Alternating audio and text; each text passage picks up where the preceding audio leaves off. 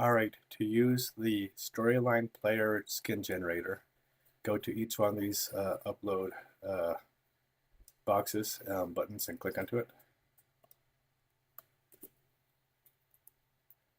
So this one is my tabs, so I'll go to the tabs button. Right here, I'll go do the top bar. Down here, I'll do the bottom bar. And right here is the sidebar. And then right here, so this is the content of your course. This is going to be behind it. So when you move the size of your course, this will be showing behind at different parts. So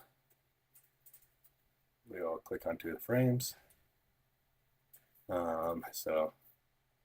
Once you get everything you need, you go down here and press copy. We're going to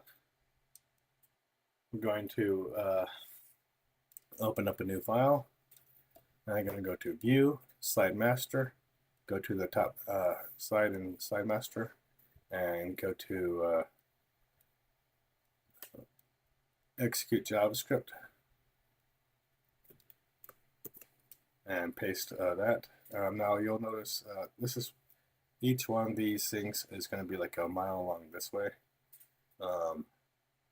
This is the image. It's just 64-bit. So press OK. Now let's make sure our player has everything. We have a menu. We have our sidebar. We have OK. So let's press OK. Press preview. Preview the slide.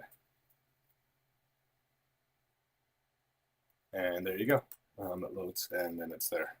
So you got the tab, got the top bar, the bottom bar, the sidebar, and as you move across, your frame will change where it's what it shows and everything. So there you go. That's how you do it. Thanks.